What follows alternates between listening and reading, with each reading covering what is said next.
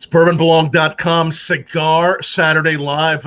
We missed you last week, didn't we, Matty? We missed everybody, but we're back this week. Here we are with Eric. Look at that. We get to be like those broadcast people are like, wow, it's 67, 68 shows and dates without a break. I think we deserved it. And even if we didn't, I say we deserved it anyway. Absolutely. Well, I think there's a lot of anchors that got more breaks than we did the past years, which I understand. There you go. Well, Eric Eisenbud, the Grateful Chef, what's happening your way? We're glad to have you. I'm just sitting here in what I call Shangri-La Valley. It's my own backyard, living my best life. Doing everything cigars and cooking and ruizing and living it up. That's it. Very nice, very nice. I like it. I like the whole backdrop. Thank you. That's real, We can see 19 different weather patterns will come through Eric's backyard before this broadcast is over today. No, I think it cleared through, but it rained pretty darn good. But I think I posted a video of the pouring rain and the bright sunshine all at once. I thought you were going to release the Kraken. It was the perfect storm for it. It's a very lush green background too. I mean, you really have some real true green there. Yeah, and you know what? It's not a fake Zoom background. It's the real deal. Jersey really is the Garden State. Hey. It really is. This is why they call it the Garden State. Yeah, this is the real Shangri-La Valley right here. There's my outdoor kitchen over there. Living the life. Matty has a pretty good backdrop too. Matty, you're there at Sanja's. Yes, sir. It's too grody to be outside today up here because it rained, but then the rain went away and it went back up into the 80s again. So it feels like walking through a jungle. So I was like, nah, I'm gonna be a sissy and hide indoors. Right on. Yeah. So Eric, the Grateful Chef, I've watched some of the videos of you doing some amazing recipes there. You've been at this for a little while, haven't you? Yeah, sure. I've been cooking for 30 years. Restaurant business with 2 upscale hot dog joints, one in Verona, one in Boundbrook, called Amazing Hot Dog. That was a lot of fun. That's been 10 years defunct now. Went into some sales job and then I ended that. And I decided I am going to retire early. So I am a retired chef. I'm cooking more than ever now, which is, incredible. And, I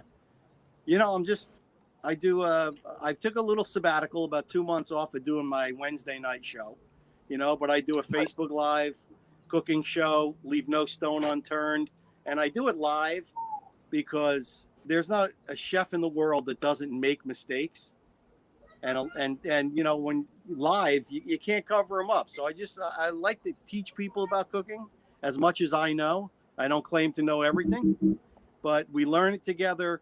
I'll make a mistake, but we'll recover, and it's just, people love it. And like I said, I don't, people say, what's your favorite thing to cook? Whatever I'm inspired to cook, I can go to a market and see a stalk of asparagus and say, ooh, that looks good. Build a whole meal about it, so it's pretty cool.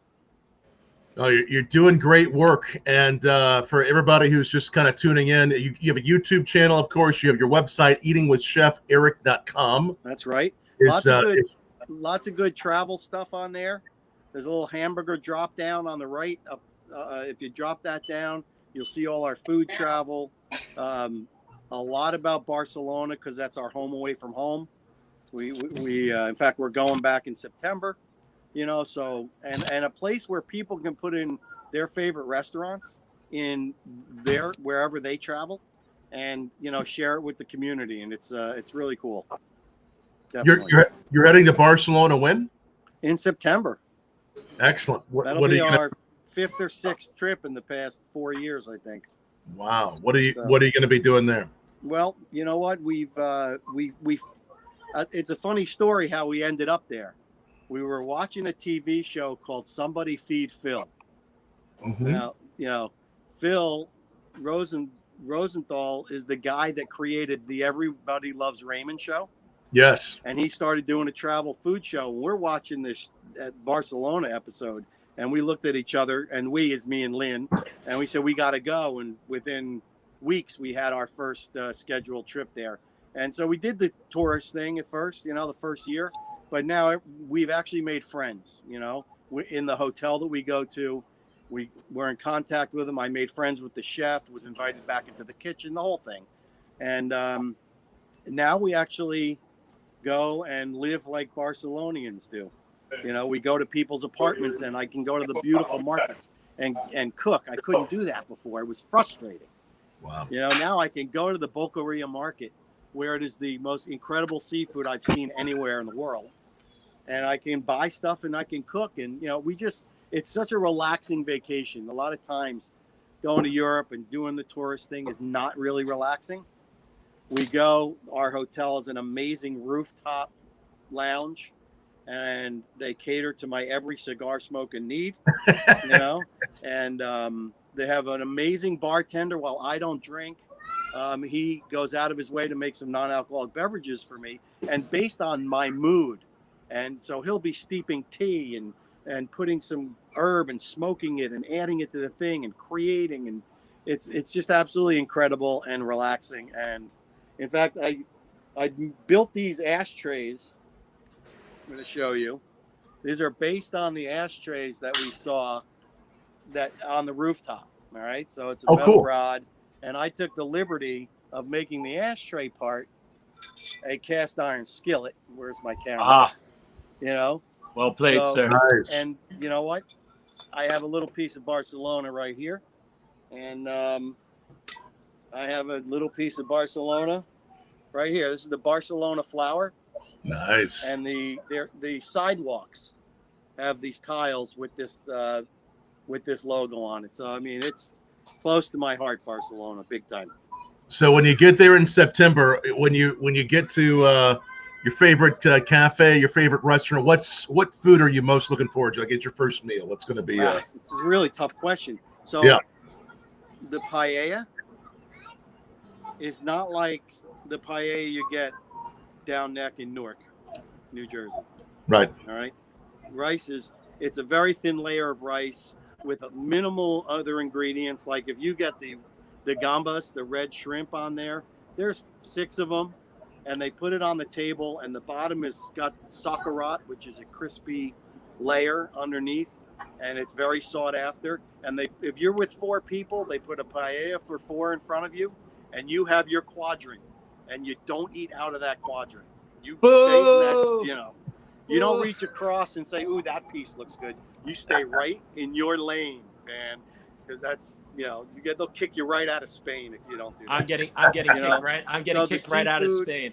Yeah, the fried the anchovies, like fresh anchovies. There's a little place around the corner, and Anthony Bourdain went there. So of course, since he was there, they are lining up in this little alleyway, and he's got 6, maybe 8 things on the menu, and it is just packed.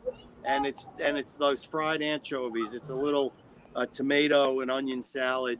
It's a little rice dish, some sausage that he makes. And one of the things that every restaurant in Barcelona and probably Spain has is tomato bread. They take a nice hunk of bread. It's toasted. They take a raw piece of garlic. They rub it on. They rub the half a tomato onto the bread and put olive oil and salt. It is the best thing you will ever eat. Simple and really good. I mean, awesome. It sounds so good. I have been to Barcelona once. I was only there briefly for a cruise. My wife and I we actually did a wine cruise too, through parts of Spain, some Bilbao and a few places. Yeah. We were. The food's amazing. The food is amazing in Spain. It's amazing, and you know what? It's the last trip we took. My parents, my dad turned 80. They're pretty active, and it's a great city if you have older folks, because there's no hills. Everything is like 15 or 20 minutes away from our hotel. It's like the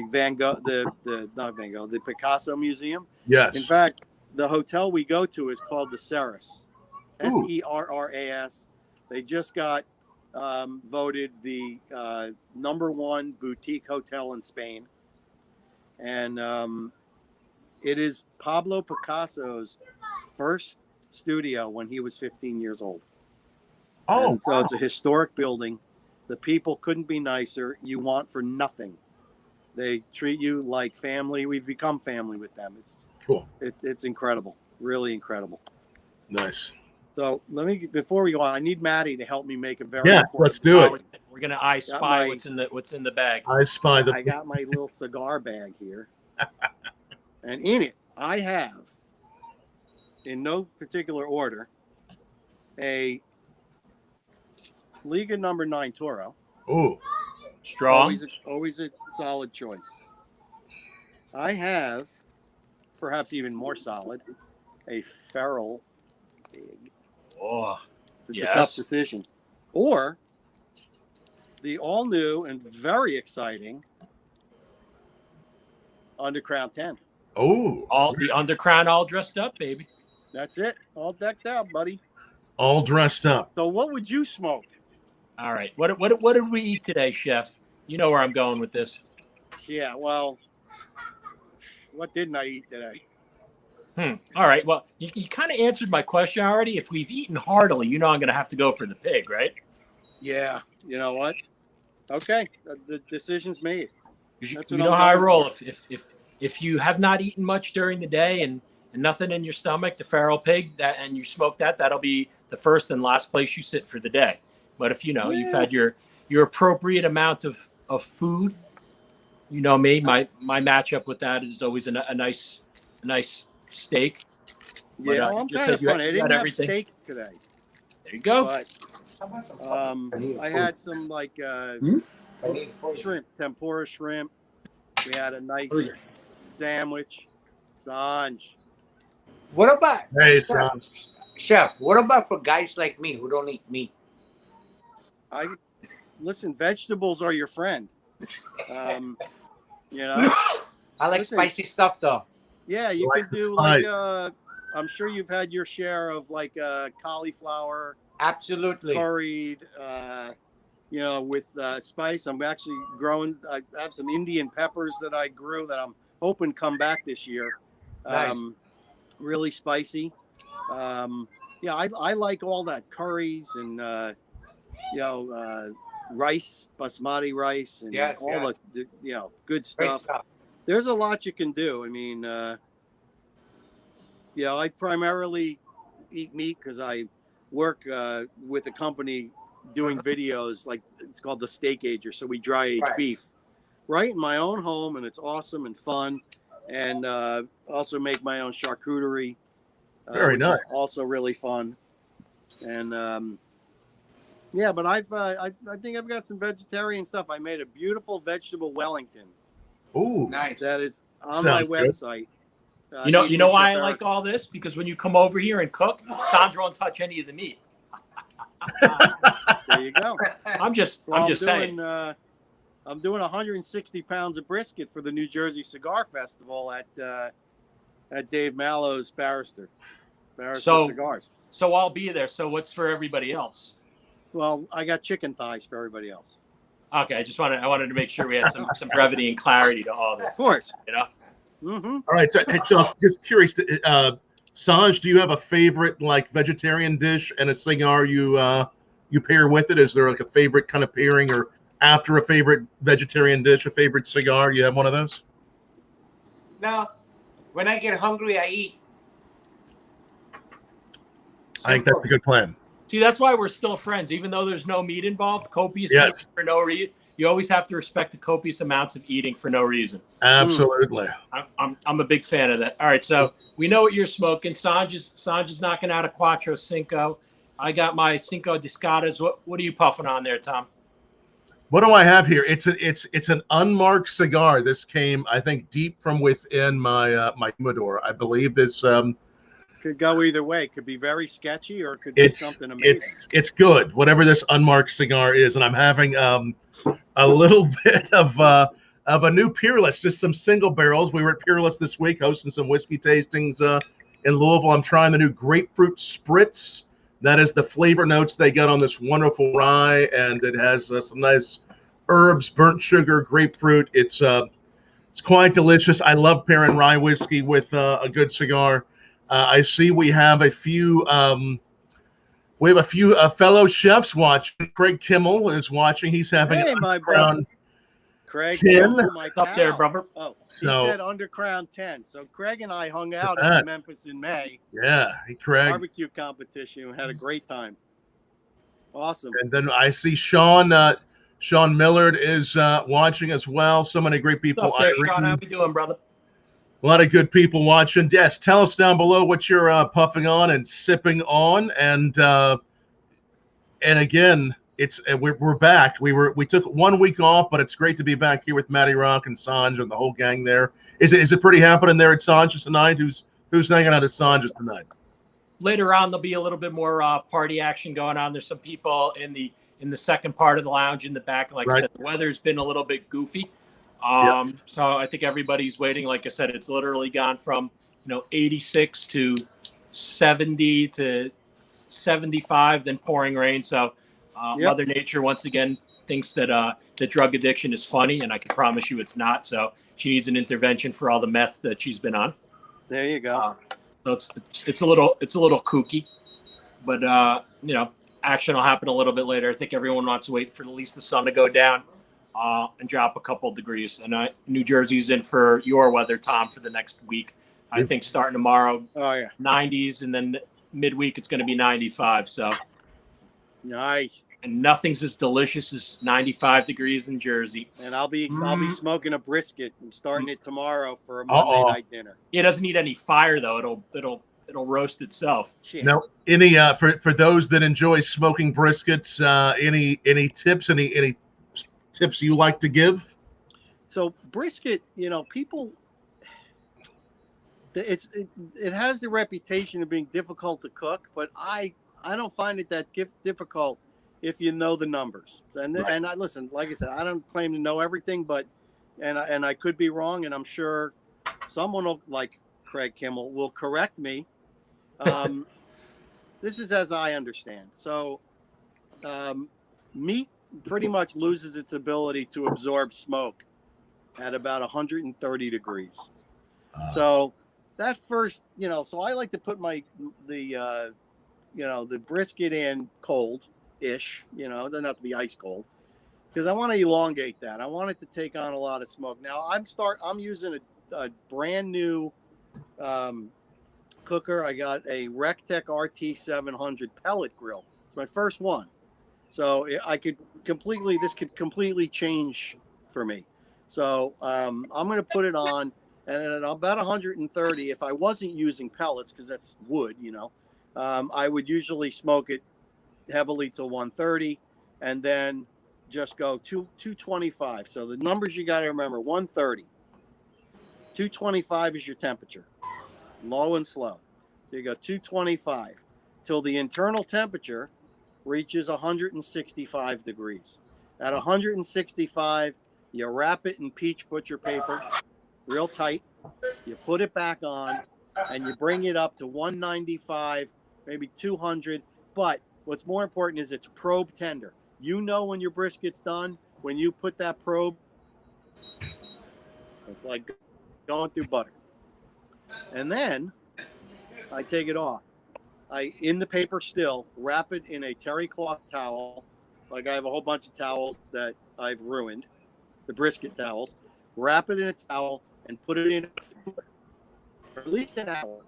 But when I do an event, I pack that cooler with my towel wrapped briskets.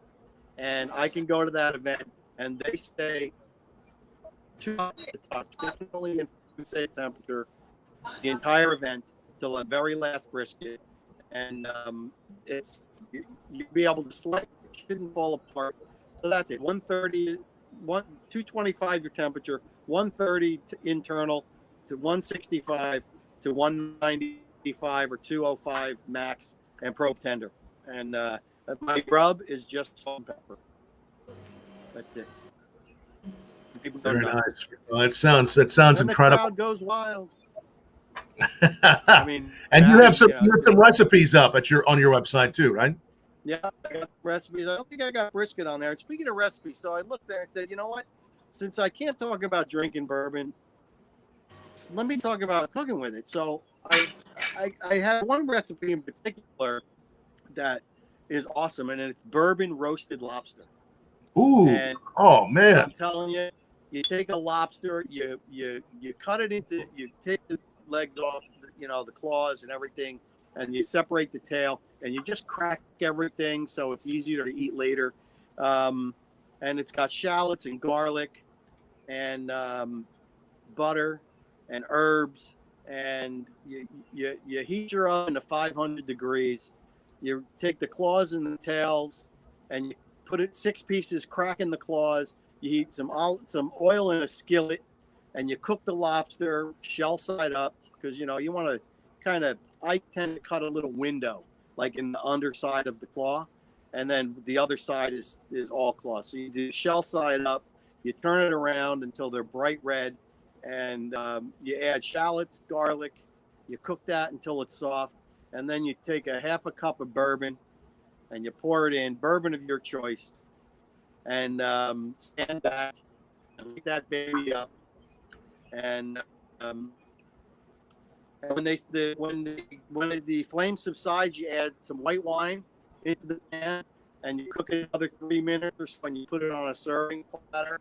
And then you take butter, herbs, and salt, and you add it, you'll swirl it around, and pour that over. Let me tell you, it is some of the best lobster. If you want to make what they call pre-lobster, add spices to that. Some chili flakes, some Calabrian chili, something like that. And one lobster won't be enough. I know for Matty. Oh, that sounds so good. Yeah, unless it's like an 8-pound lobster. Yeah, unless you have like an 8-pound lobster, that's accurate. Yeah, the bourbon flavor comes through, amazing, and that's amazing. Yeah, listen, Matty and I talked about doing this again on a day where he can be here in Shangri-La Valley, and we will cook while we're doing the show. Yes, sir. You get to see the master. I think that'll be real fun. You get to see the master do his trade, and I got to try to convince him, have his homemade charcuterie played out. I was blessed enough. Charcuterie. I like the charcuteries. Yeah. Charcuterie.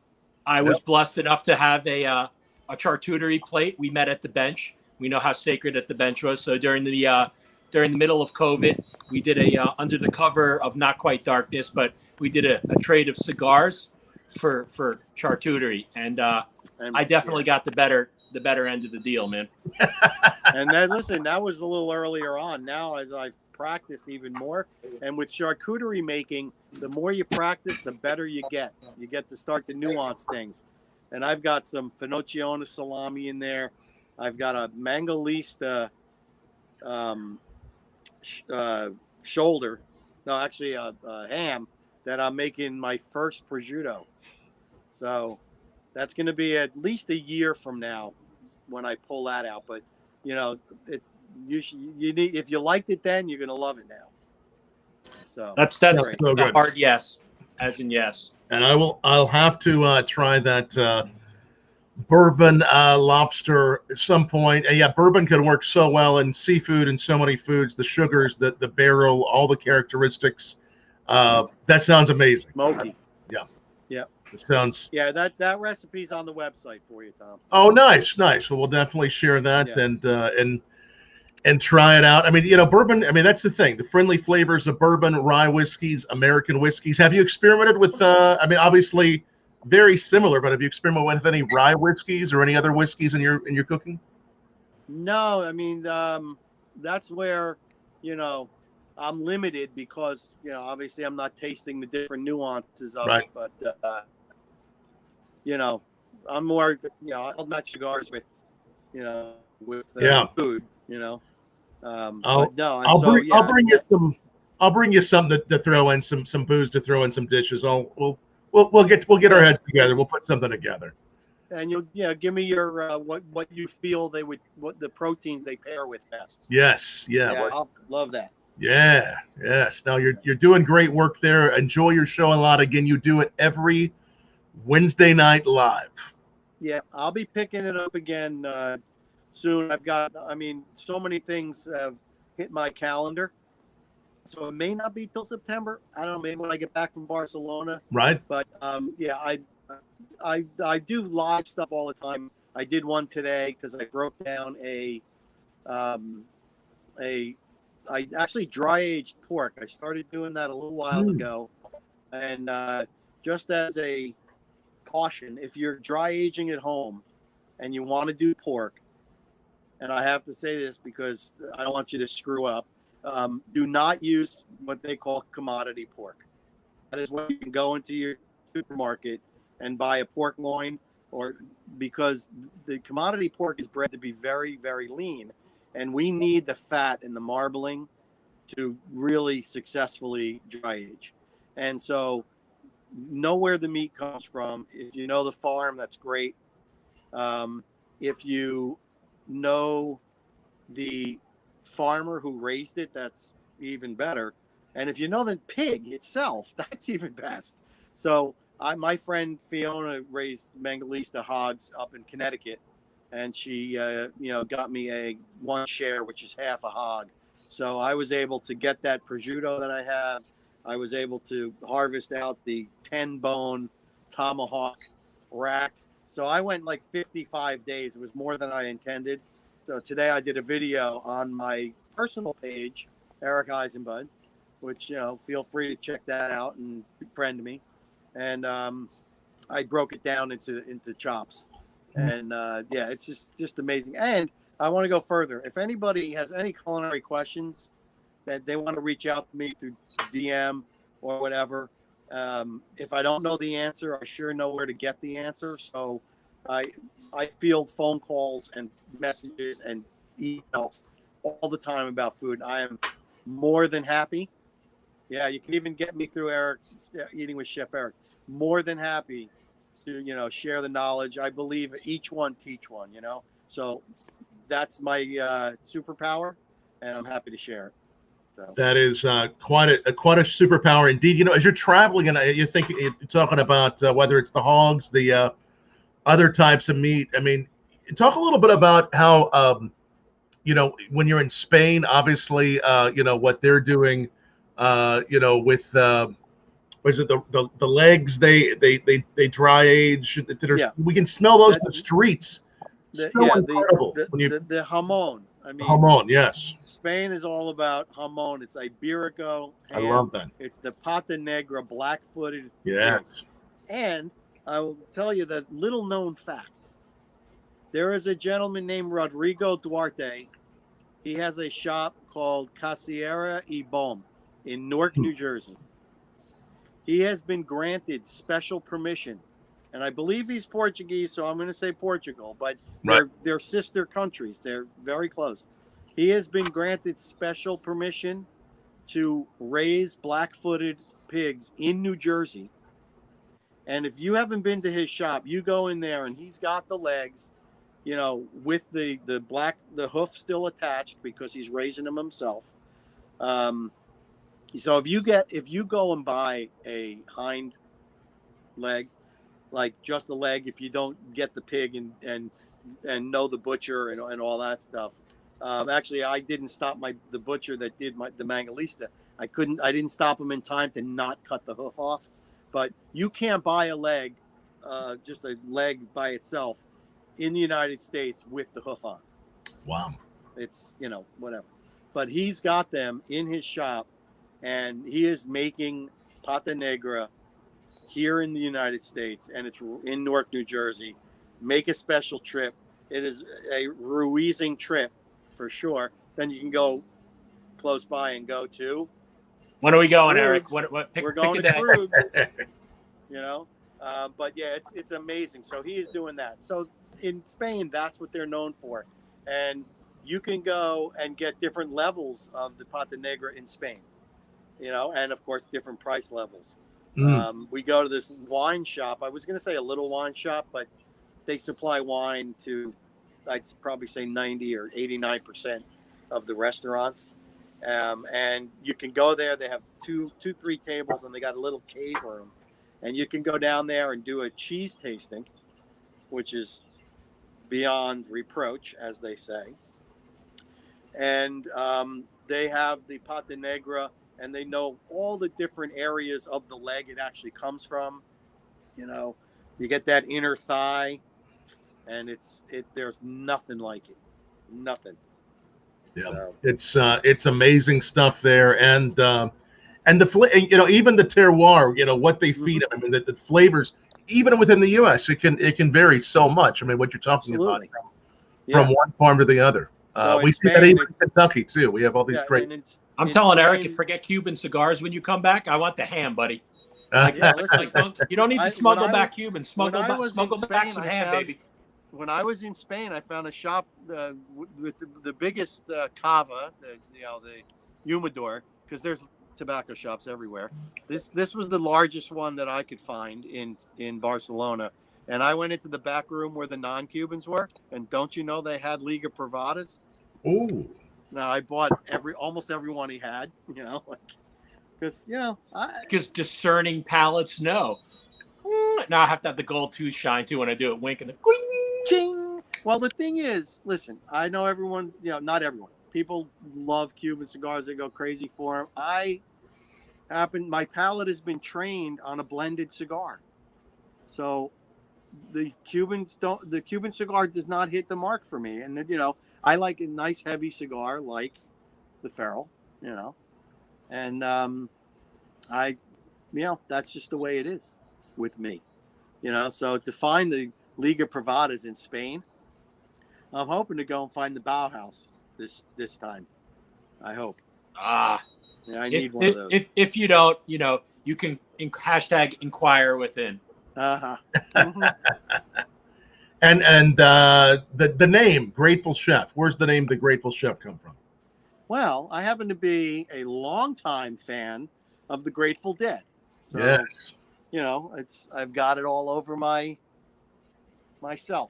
And that sucks because that's a great name for you. Mine would be like Van Eaterman, and that doesn't sound as good. I like Van Halen, and I eat a lot. Right. Van Eaterman? Yeah, no. Van Aquaman. Van Husky Aquaman, yes. There you go. So, for me, more than the music, and believe me, for a long time it was about the drugs too, which, thank God, I don't do that. 32 years, so that's a good thing. But more about the music, it was the community and the camaraderie and the lifestyle and the philosophy of Jerry Garcia, although he didn't want to be a philosopher. And it's just about how we treat people, and we love each other, and we respect each other, and we help each other, and in fact my tagline on the back of my shirt says, be well, eat well, be kind. It's a simple philosophy. But I'm also sensitive to, I'm not wearing tie-dyes, and I'm not doing that because sometimes that comes across as me as I'll call it cartoony. I love tie-dyes, but I like black t-shirts better. But you know what I'm saying? So I didn't want to make it obvious. It's necessarily about the Grateful Dead. They're not for everybody, but being grateful can be for everybody. It should be for everybody. Be grateful what you have. Agreed, brother. So like I said, I stopped saying living a dream, because even that now has become sarcastic. Oh yeah, living a dream. I'm living my best life, and that changes every single day. My best life that tomorrow may be just getting out of bed. As opposed to just keep trucking.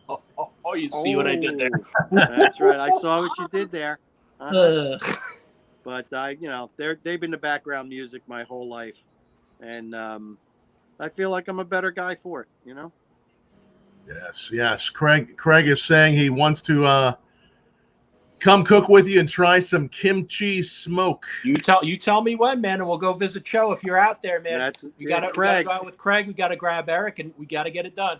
I'm gonna say this: if Craig Kimmel ever comes to New Jersey or New York and does not reach out to me,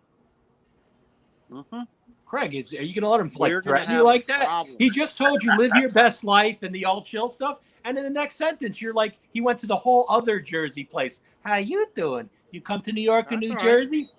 Uh-huh. Oh, Yeah, he's good people. I mean, we had a great meal at Gus's world famous fried chicken in Memphis, and it was great. You know, Memphis in May this year was really excellent. It was really fun. all right. I have an idea how we drag Craig into this right now. So, Craig, you come to when we do the show at Chef's house, and then after that, after we already gorged, then we go bothered show. What do you say, Craig? What do you say, Eisenbud? Yeah, I'm up for that. what do you say, Craig? You in? I think Craig needs to make a special trip. That's what I think. I think, and that's what this show is meant for, is calling out people that we want to do stuff. So, Craig, Yeah. we're calling you out to a be nice on the spare show. room. Cook with Eric. I will be there to be very helpful and eat everything you guys create, and then we'll go visit show afterwards because that's what I'm here for. I'm here to help. Yeah, you know what? You rock, Matty Rock. Oh, See what I did there? oh, you rogue. Oh. Listen here, rogue. Mm-hmm. All right, take a moment, friends, as you're watching this. I know a lot of y'all are watching, and like this, share this, put it up on your page, on Facebook, on Twitter, YouTube. When you like and share this, we enter you in to win that coffee from Janus Coffee Roasters at the end of the night, and it's continuing to get more and more popular, especially our Bourbon Blog blend that we're doing with them. If you're a bourbon and coffee fan, we took some, Chad made the journey to Breckenridge and got some wonderful barrels in a blizzard and put those beans in a barrel, and they're amazing. So you got to try this stuff, and like and share this. We'll put you in the running. So, okay, so I know like a lot of great, you do some barbecue stuff too, don't you, Chef? I mentioned Memphis in May. Memphis in May, you do all that. Any I know like everything from chocolate to coffee, all sorts of interesting ingredients people put in their rubs, the sauces. Do you have a special one you like to throw out there? Well, I don't. Sometimes I will make my own barbecue sauce. Actually, it was now that I have the RT700 pellet smoker, it may not be as easy. But when I had my other, almost embarrassed to admit, propane smoker, my friends from Texas used to bust my chops all the time. But it's got a water pan in there that's used, above the flame, below the meat. And so what I would do is I would put ingredients in that water pan that would emulate the ingredients in a barbecue sauce. So I would use apple juice. I would use brown sugar, some molasses, some vinegar, some spices, and then let that cook. And then when the meat was done, I would take it out, put it in a pot, and reduce it down. And there I would make my own barbecue sauce. I'm trying other barbecue seasonings and sauces. My friend Phil Wingo from Chicago, Pork Mafia. I am a part of the New Jersey Street Crew, a brand ambassador. He has amazing rubs, and it sells mostly to restaurants and commercial stuff, but his rubs are all available on porkmafia.us. And they're incredible. He's got a Greek Mafia. He's got a Memphis Mud, a mustard-based one. He's got he's got about 6 or 8 of them. They're great. He also has Koshan dipping sauce, which is great on pork. And he also he distributes Ubon's Bloody Mary mix. Amazing. So I got his stuff. People send me rubs to try all the time. And most recently, when I got the RecTech, I got the package of all their rubs and sauces. And they're incredible too. I mean, they are named, each one is named from one of the people that kind of work there. And they are fantastic. So there's a lot of good rubs out there. And then, of course, there is the team that I cook with in Memphis is Boar's Night Out. And they have what's called White Lightning. They use it in competition on their whole hogs. And I have never had anything like it. So it is like a pre-seasoning. Use it as a pre-seasoning, and then blot with the meat dry because it will draw some of the moisture out, and then go in with their red rub. And there is, I don't know how many, but there are many, many teams on the competition barbecue circuit that use Boar's Night Out rubs in competition and are winning. White Lightning has a whole team now of people in the Steak Cook-Off Association contests that use the White Lightning. They have a White Lightning double garlic butter. Put that on vegetable Sanj. Amazing. Incredible. Wow. So a lot of options. White Lightning butter. Nice. Very nice. Yeah. That sounds so good. Best, do you have a favorite side like that you've ever had or that you've ever made? Favorite side? If for like a barbecue dish. Well, you know what? If you're talking pulled pork, I love, a good creamy coleslaw for that. Oh yeah. I'll tell you what, that Robert Cho from Kimchi Smoke makes one hell of a cornbread.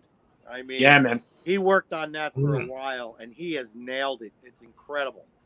Yeah, I tell lots of people, you go there, the cornbread, even the banana pudding, man. You go down there, that banana pudding, savage, dude. Yep. And we've got a very newer barbecue joint here in Jersey. There are not many. There's Red, White, and Q and Carney. There's Robert, of course, and these two brothers opened up in South Plainfield called Boss Hog Barbecue, and it's off the charts. And they're pit beans, so the beans they cook in their pit with their stuff.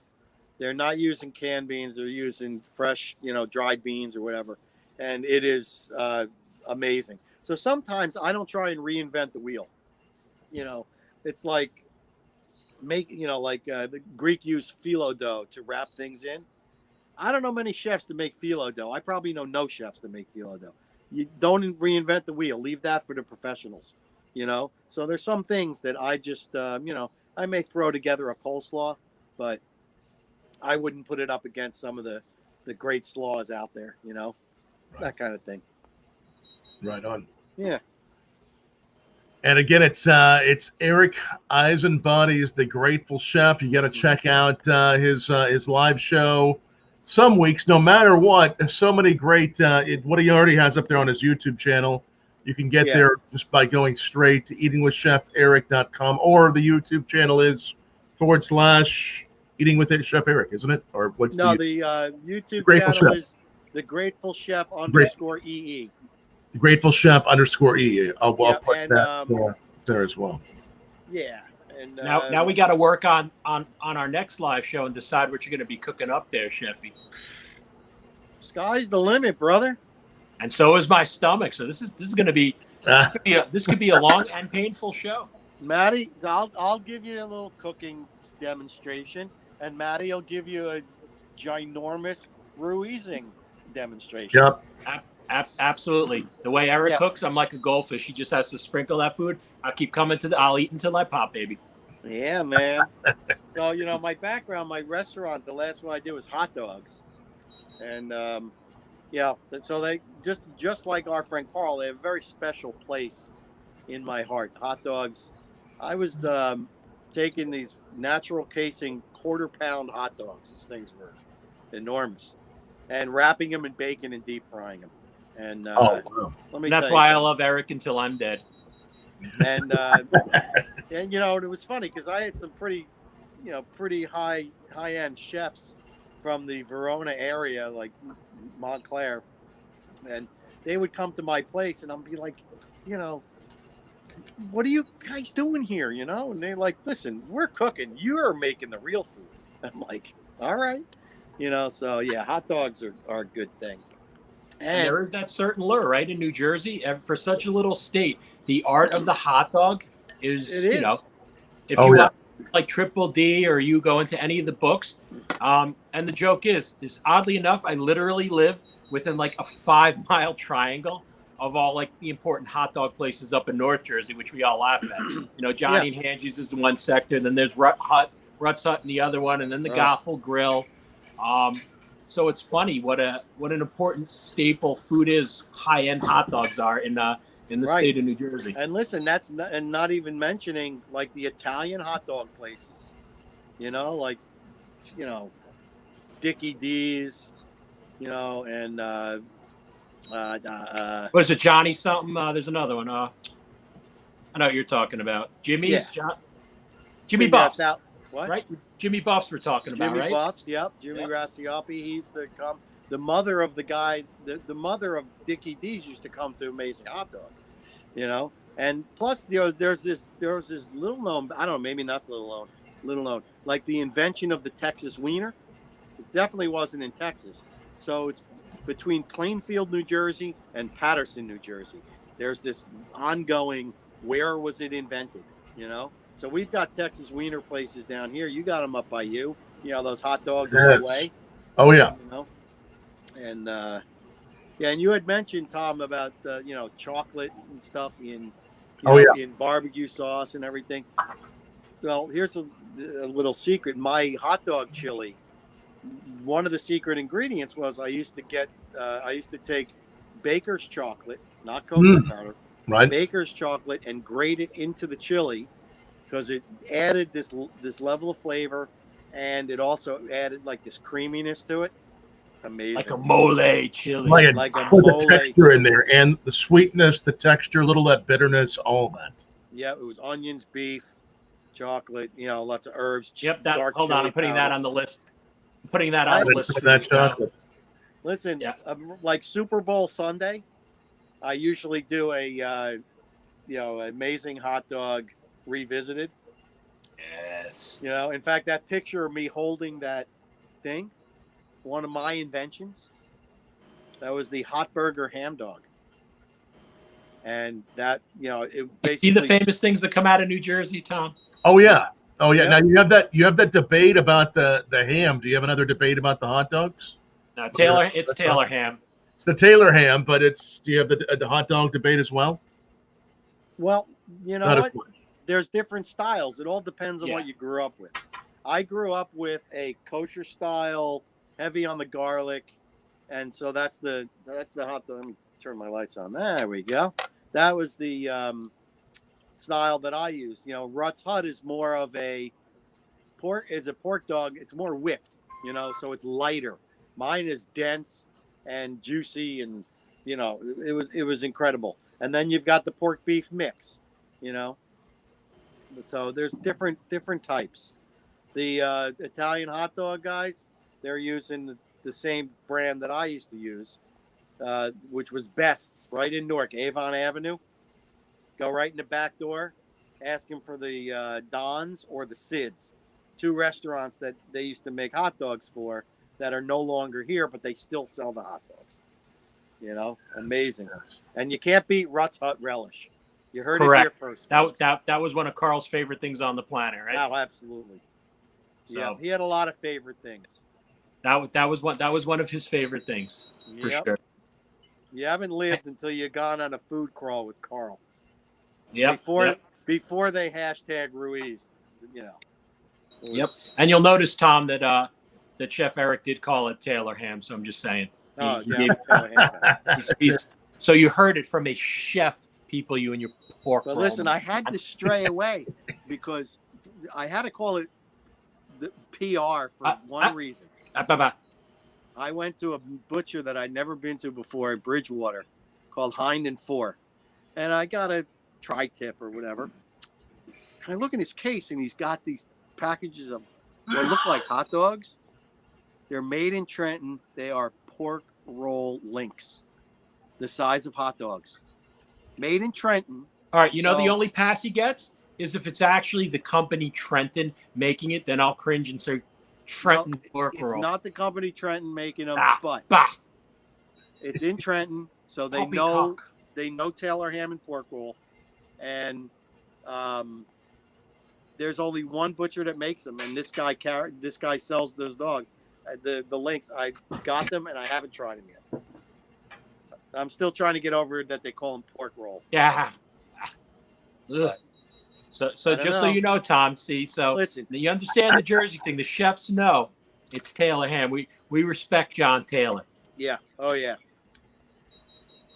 Well, I'm looking forward to getting back out there, Matty and Chef, and doing some food crawls with you, seeing all these great places I know we've been talking about for a little while. So many great possibilities. And again, take one more moment, friends. So many great people watching. Thank you for all the question tonight and engaging with us. And like and share this video. We have we don't quite know. We have a surprise guest that's going to be coming next week that we'll let you know about, Matty, very, very soon. But again, it's Bourbon Blog Live. I've already seen a lot of great likes and shares. One of y'all will win this bourbon barrel aged coffee from Janus Coffee Roasters here in a few minutes. Hey, I see the sun setting on. Is it? How do we say it again? The Shangri-La. How do you call it? Shangri-La Valley. Shangri-La Da. Yeah. Shangri-La Da. I'll give you the Valley. I love it. Well, oh, look at that. Lost Horizons thing going on. on. Oh, look at how nice that is. And I know. Yeah, we're going for a little walk, real quick, because you got to watch out. He's going to get attacked by a Jersey Devil when he's walking through the back. He might. So, he might. Here's my outdoor kitchen. Let's see if I can show this to you guys. I still have a gas grill, but don't use it much. There's that beautiful RT 700. I'm gonna come over here. Very. Oh yeah. Look at that. Bullhorn handles. I mean, it's badass. That is nice. Got a little light inside. It's really great. I got my Santa Maria style. This is also from RecTech Wildside. My garden grows very well. And yeah, this is, living my best life. Yes, sir, brother. So all good. What a paradise. That looks amazing, Chef. Thank you for that. That is great. I'm going to put up one more time. Here it is. It is Grateful Chef. There's his YouTube channel, youtube.com/The Grateful Chef _EE for Eric Eisenbud. And that's right. Go to his website for a lot of these recipes. He's been telling us about eatingwithcheferic.com. Such a pleasure having you on, Eric. Also, my my Facebook group is The Grateful Chef. Just look for. Join up. It's a lot of great people. And although my show has been on a little hiatus, I'm putting content up there all the time, every single day. Matty sees it. Yes, sir. So again, and reach out if you have any culinary questions. If I don't know the answer, I'll know how to get it. So he knows. He's being modest. He knows the answer. Yeah, I don't. Sometimes. He knows the answer. And before we wrap up, Tom, just to remind everybody now that the U.S. is open for business in the decline of COVID. So instead of just being here digitally doing things as we have been, Tom and myself are back on the road. So if you're looking to do your events and you're looking to do some pairings and everything, obviously Tom, aka also the Kentucky Colonel, is your guy to go to. So the world is open for business. So reach out to Tom if you need events planned and put together for it. Reach out to myself or Tom. We can pair them along with cigars, and we have our cigar partner here, Mr. Sanj, that will help us plan and put everything together there. So reach out to either Tom or myself. Let us know your audience, what you're looking to do, and the type of pairing. And hell, if you need chefs too, we know a guy. We'll bring a chef along too. That's right. Just saying. Yeah. I've been doing some in-person tastings this week. It's been a pleasure to be back on the road. We did some in Louisville, and just go to bourbonblog.com/tastings. And we'll still do them virtually too, for as long as y'all want to. But great to be back on the road, just pouring whiskey right into your glass. It's a great feeling. It's a really good feeling. Yes, indeed. Yes, indeed. Oh, yeah. Yes, sir. So. All right. So, do you have a favorite number between where this coincides, Chef, with all the great people out there that liked and retweeted this? Favorite number between 1 and 36. Let's go with 28. Ooh. All right. That bag of coffee looks like for number 28. It'll go to Janine Lewis. Janine, right. thanks for watching. We'll send you that coffee. Very good. Carl's very happy about that. Oh, look at that. Oh, I love that. Look at that. That's beautiful. That's our boy. That's very nice. What a cool mug there. That's awesome. Yeah. That is beautiful. Always the Grateful Chef right here on Bourbon Blogs Cigar Saturday. And that's you. That's you. Oh, there's Carl too. There's Carl too. Oh man. Look at that. We don't leave. There's always a little bit of Carl with us, man. The Ruiz thing. A little plug in for Robert. Yes. Robert. I like it. I like how you put it on your mug. Listen, chefs are a tight community. Barbecue guys are a tight community. Cigar guys, tight community. Yes. So we know what tying it all together, boys. That's right. Tying it together. Well, thank you, Eric, for being on here with us. It's so great to have you. Love your videos. We'll keep on watching. Sanj. Good night. Sanj, what are you still smoking a cigar there? What are you smoking there? Little Cuatro Cinco action. Cuatro Cinco as well. A little love to our brethren over at Hoya de Nicaragua. That's right. Night we made it a Hoya night. I had the Cinco de Escadas. Sanj had that, and then we had a little piggy action from Jew Estate for our boy, the Grateful Chef. Yes, that's right. Here he is. Excellent. Listen, we are high level. We are. I pretend to be highbrow, but you know, Eric's the real deal. I pretend a little something. I pretend a little something on it. I can't see your highbrows underneath that Kangol. Oh, they're in there. They're in there. Two fuzzy caterpillars. Two fuzzy caterpillars, baby.